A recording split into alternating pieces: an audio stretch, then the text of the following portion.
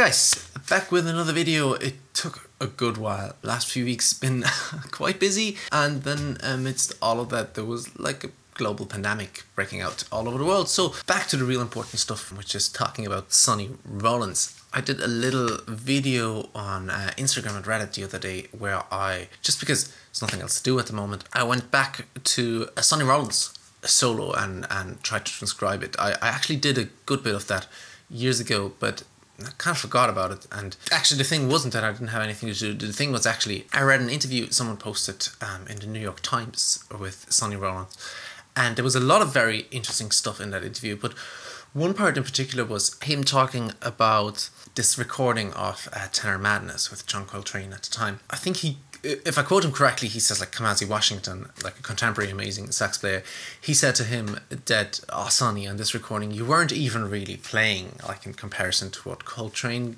did." And Sonny Rollins talked about his attitude at the time. It was kind of like the given thing that when you were the bigger name, and at the time it kind of was like that, and he doesn't mean that in a disparaging way, but I think that was recorded in '56, so Sonny was the established player where Coltrane was the young one coming up.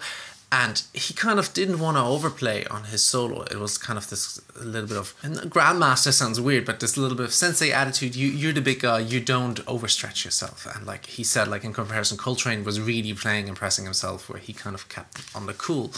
Which immediately brought me back to this solo, because I always loved Sonny Rollins' solo on Tenor Madness because of the contrast. Like I still am not quite able to even really transcribe or to play the way Coltrane plays on that, with all the double times, the patterns, the things. And that's a really early solo. That's not even crazy Coltrane. That's like fairly common, and I probably should be able to dig more into this. My ear always gravitated way more to Sonny Rollins with like a bunch of simple motifs, the blues, mostly 8-note lines. I think there's only really one double note line, one really double time line at the very end, and he just ends the solo right after it. Maybe he just was like, okay, till here and not further. But what I want to talk today about is like, I want to delve into the solo a little bit more about the parts I transcribe. I want to look at certain things over a couple of videos with this. The things I want to look today about is connecting chords using -7 flat 5 chords. And those are kind of two subjects in a way that I'll put in one video.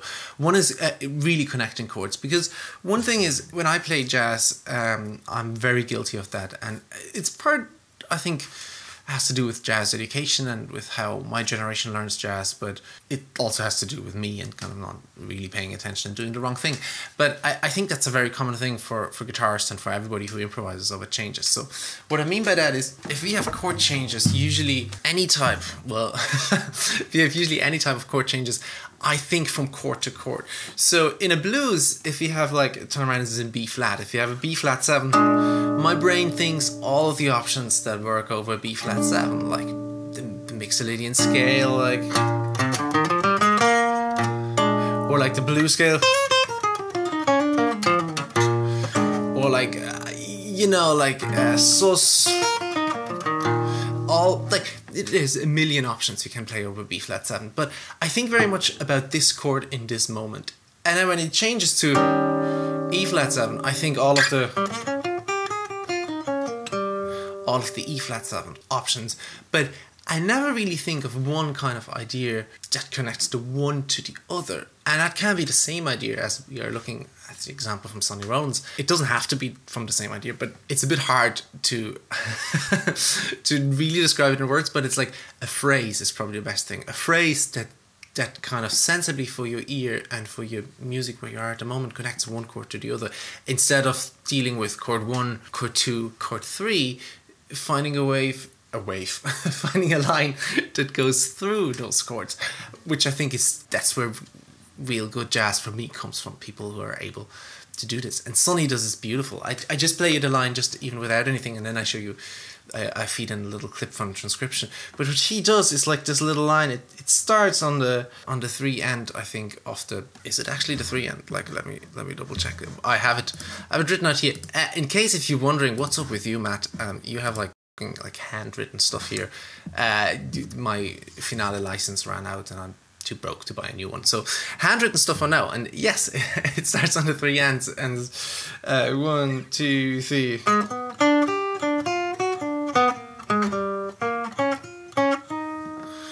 do that one more time. 1, 2, 3.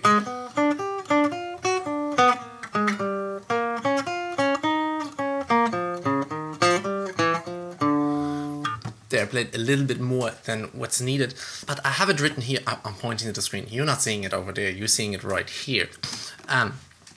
But you see it there, and it's such a nice line. It starts at the 3 end of the B flat. Like we're in a blues. We're in bar 3 from the B flat. The line starts. It goes over bar 4 of the blues into bar 5 where this chord change is happening. So it's such a cool line, and what he uses is really interesting. He uses like the -7 flat 5 really. What the -7 flat 5 chord is, it's some people call it a half diminished chord. Other people say you shouldn't call it that. Call it whatever you want. This chord is very, very useful in jazz and is used in lots of different ways. One of the common thing is to get an altered sound. If you play a -7 flat 5 chord from the flat 7 of a dominant chord, you get a lot of interesting notes. Like if you play, like let's say the chord change is a B flat 7. If you start a -7 flat 5 from the flat 7, the flat 7 of B flat 7 being A flat, you would play A flat -7 flat 5, which gives you the notes A flat, C flat, E double flat. I know this is crazy, but like stay with me here for a second, and G flat. Okay, what does that give you over a B flat 7 then in return is the A flat is the flat 7, of course. The C flat is the flat 9. The E double flat is a D really. That's a third of a B flat 7. And the G flat is the flat 13. So really what we're getting 3 chord tones out of the dominant chord, and we're getting 3 extensions, being the flat 9, the flat 13, which gives us this altered sound. And you know that often in a blues people do that. Like on that part we often do it in comping without noticing it. We play B flat 7, and then before we go to the E flat we go to the B flat, flat 13, flat 9 as like kind of this altered sound, like, because it voice leads really nice into an E flat 9 in this case. This is a very common thing he uses as a line with the A flat. And then the way he does it is also very interesting, because I knew about this for a long time. You learn it in college, you learn it at some point playing those -7 flat 5 chords. But usually when I then at the point I'm like arpeggio, and I go like, you know, like, and then into the next chord. It's just terrible. But what he does is it's really, really lovely. He starts on the A flat and plays this chord like this. That's the arpeggio. That's kind of the diminished part of the arpeggio.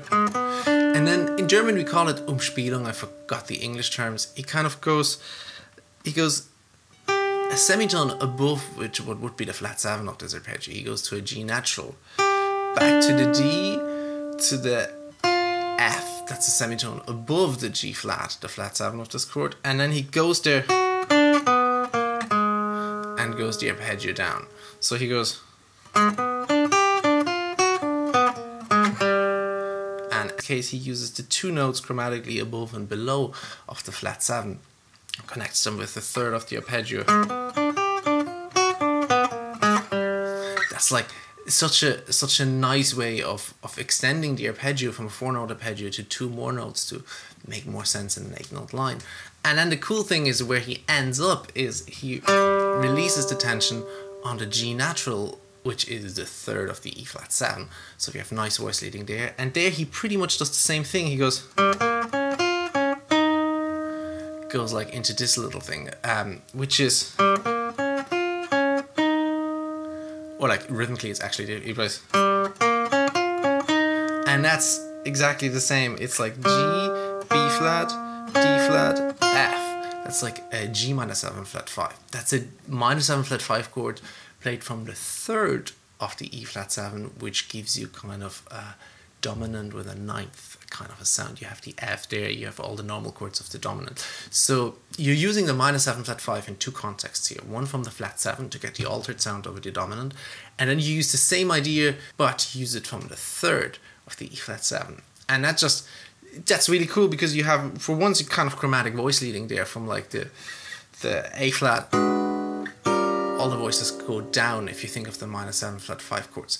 But it's also, since it's chromatically, it's close on the neck, it's fairly easy to play, and it just it just sounds great. So it's such a simple little thing, but it's an idea that connects the change of harmony using the same idea but in a slightly different way. So you're kind of using similar kind of harmonic language with the minor 7 flat 5 motif and some chromatics in there, but mainly this. So you're using similar language over a chord change in one line to connect two chords, and that's like one of the things I think is really helpful and useful from the solo, and I hope this might help you. I think if you watch this and you play for a while, you probably know all of this, but for me that was really helpful, just revisiting it and thinking about my own playing and where I could do this more or less.